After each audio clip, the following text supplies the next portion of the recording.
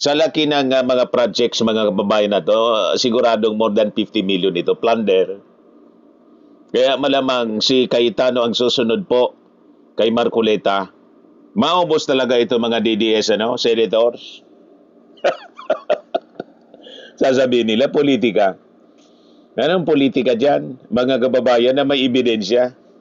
Pag nasasangkot kayo sa mga ganitong kontrobersy, outright tinatawag ninyong politika at nasa likod na naman si Bongbong Marcos na amo ni Ping Lacson. Yan ang akusasyon mga kababayan.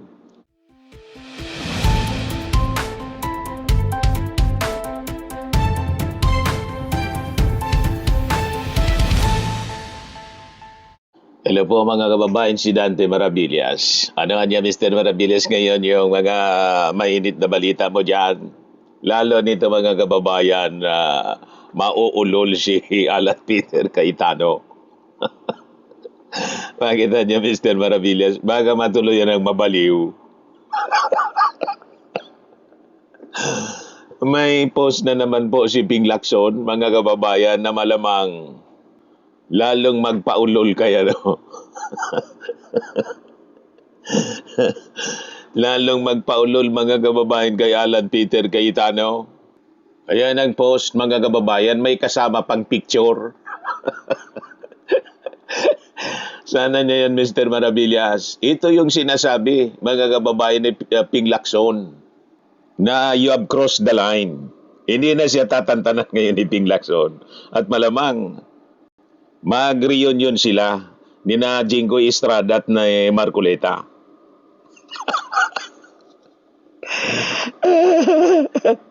Malamang yon ang abutin mga kababayan ni Ping Lacson. Ni Ping Lacson. Abutin niya kay Ping Lacson mga kababayan nitong si Alan Peter Cayetano. Ikaw kasi yung nagsimula nito. Sabi nga mga kababayan, ano bang yon? Sino ba yung pelikula? Umpisahan mo, tatapusin ko. Si Gis Lapid. Ayan o. Taguig Ghost Infra Projects. Update number 4. 2 different projects, 2 distinct appropriations, 2 different technical descriptions and locations, 2 different contractors but sharing the same photo for billing purposes. Status, boss billed and collected. Tapos booking, mga kababayan. May resibo. May resibo na mga kababayan na nahawakan si Ping Lacson. Parehas na mga kababayan na singil. Na koleksyon na mga kababayan. The same photo yung ginamit. Isa lang na litrato yung ginamit para sa koleksyon, paniningil at koleksyon. Pangalawa, 1 slope protection project, 1 location, 1 technical description, 2 separate budget appropriations. Status, boss billed in collected. Isang project, dinubli yung budget, na koleksyon na rin.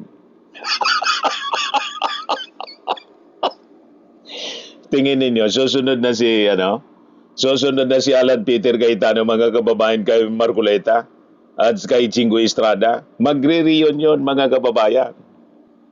Kaya pala nagsalita si Lino Cayetano, kapatid ni Alan Peter Cayetano, mga kababayan. At malamang si Lino Cayetano yung nagtimbre.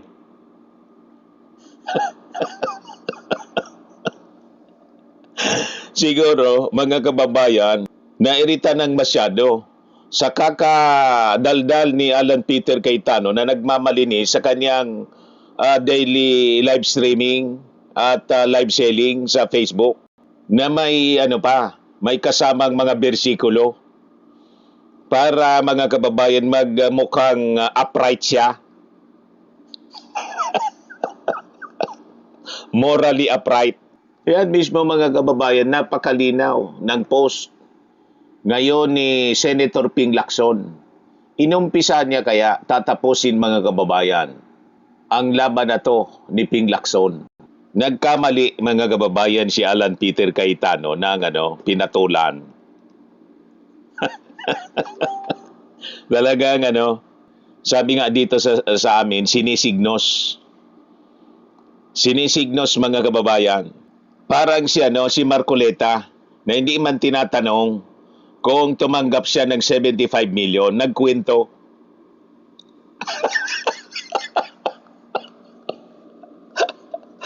O, di ba?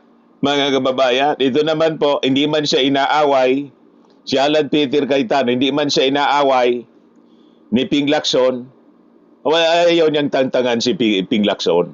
O, ito na ngayon, sabi ni Ping Lacson, you have crossed the line. Yan ang sabi ni sabi ni Ping Lacson. Sinira mo niya yung aking reputasyon, ang aking integrity. My first and last line of defense. And I will fight with all my might to defend it. Sabi po ni Ping Lacson. At sabi niya, I am still counting informants and witnesses, directly or through intermediaries, willing to provide information and evidence to put him in his proper place, Payatas, Quezon City Jail. Right, ito na ngayon mga that declaration mga kababayan, yung statement niya, sinabi yan ni Ping Lacson noong July 18. Ano na ngayon? July 26 pa lang mga kababayan. Ito na ang post ni Ping Lacson. May kasama ng resibo na may photo pa, may picture ng ghost project sa Taguig.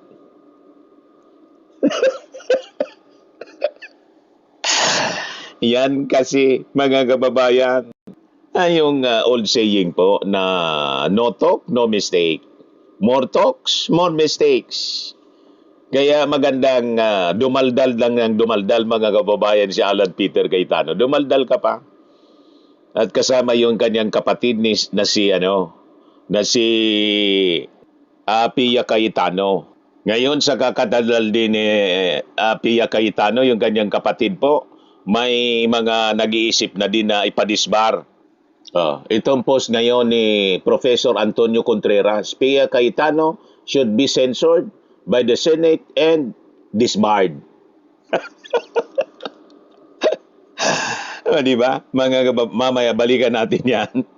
Dito muna tayo kay Alan Peter Cayetano. Ito na yung report mga kababayan ng GMA News. Lacson bears evidence of alleged double billing collection in Taguig infra projects. In a statement, Lacson said, one case involved two supposedly different projects that shared the same photo for billing purposes. Meanwhile, another case involved a single slope protection project that received two separate budget appropriations. The two different projects, two distinct appropriations, two different technical descriptions and allocations, two different contractors but sharing the same photo for billing purposes. Status, both billed and collected, sabi po ni Lacson sa kanyang ex-post. Lacson linked the findings to Senator Alan Peter Cayetano, who refuted claims of ghost infrastructure projects in Taguig City and called for an investigation in other cities in Metro Manila. Incidentally, Cayetano's wife, Lani, is the current mayor of Taguig. Ang asawa po ni Alan Peter Cayetano, Bicolana, Albayana, taga rito sa amin, taga Tiwi. Yan ang mayor ngayon sa Taguig City. Asawa ni Alan Peter Cayetano, Albayana. Kaya maski mag-Bicol ako dito, mag-Albayano, magsalita ng taga-Albay, maintindihan kayo ni Lani Cayetano. Kasi kababayan ko po, taga-digdi mismo sa Albay.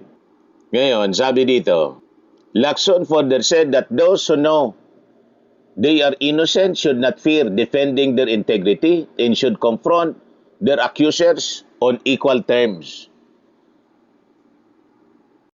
Lacson, a former chairperson of the Blue Ribbon Committee, had also accused Cayetano of securing budget insertions amounting to 6.79 billion pesos.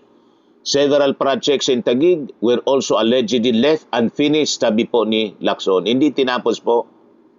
In a later statement, Lacson said he was gathering enough witnesses and evidence that could show Cayetano's involvement in alleged corruption. Sa laki ng mga projects, mga kababayan na to, siguradong more than 50 million ito, plunder. Kaya malamang si Cayetano ang susunod po kay Marcoleta.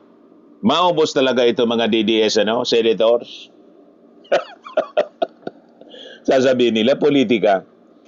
Anong politika dyan? Mga kababayan na may ebidensya.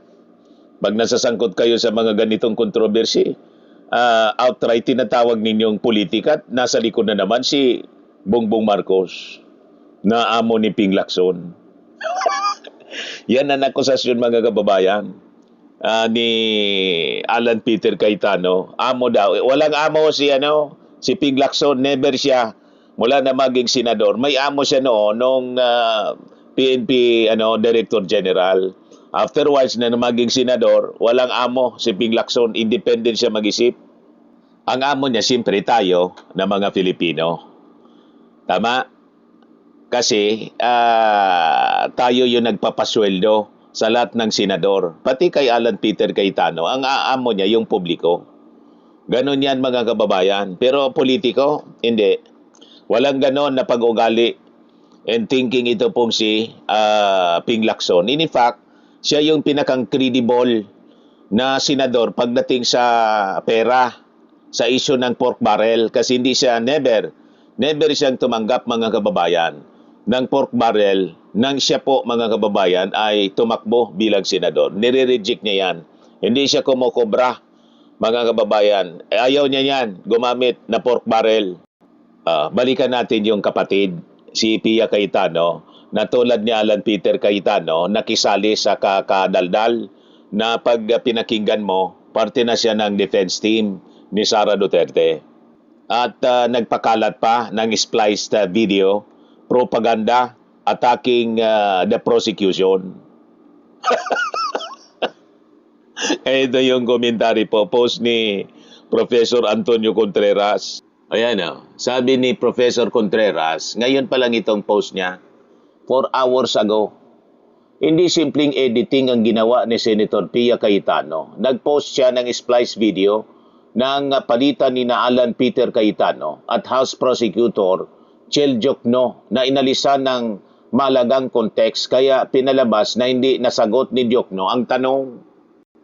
Dati yung tawag natin dito sa mga Duterte senators, mga kababayan, Chinador, kasi mas inclined sa China, sa interest ng China. Ngayon, itong si Pia Cayetano, ang tawag na natin ngayon, Sine-troll. Nag-trolling na rin po. Naging troll na.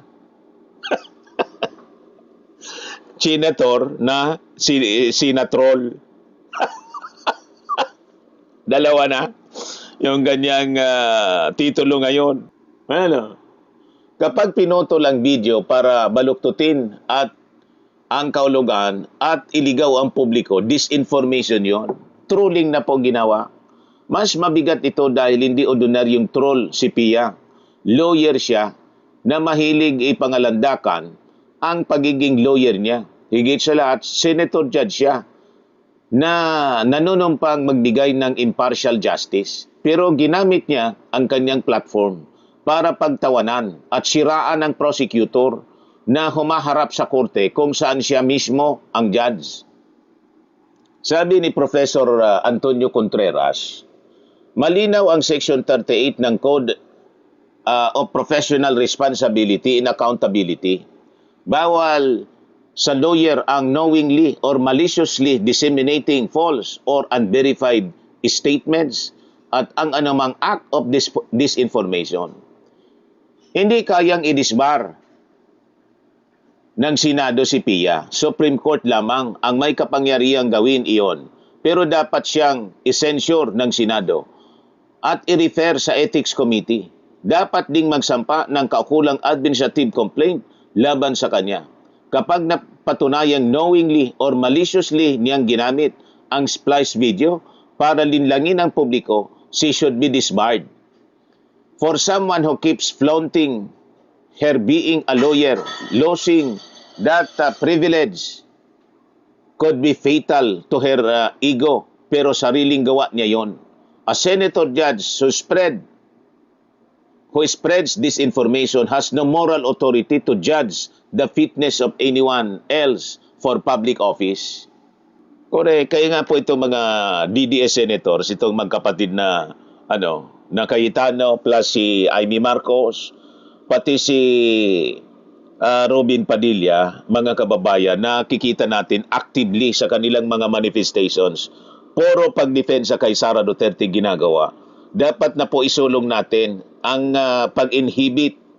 Dapat na silang mag-inhibit, mga kababayan. Somebody should file a petition against these people, this senator judge, na dapat mag-inhibit sila kasi hindi na sila nagiging impartial. Hindi sila neutral, mga kababayan. Naging parte na sila actively ng defense team. Kaya iya ang kanilang ginagawa, mga kababayan. At sang-ayon tayo dito sa sinabi ni Professor Contreras na dapat ito i-disbar. At kung hindi, yung Senado, essential ito sa pagiging senetrol. Nag-trolling na rin po, mga kababayan, si Pia Cayetano. Sinisiraan niya yung prosecution. Si Chel Diokno, in-splice yung video, mga kababayan, para palabasin na hindi po nasagot ni Chel Diokno yung tanong. Yun ang ginawa ni Pia Cayetano. Tama po. Ayan man lang yung ating short video ngayon. Ako po si Dante Maravillas. Bye-bye po. God bless.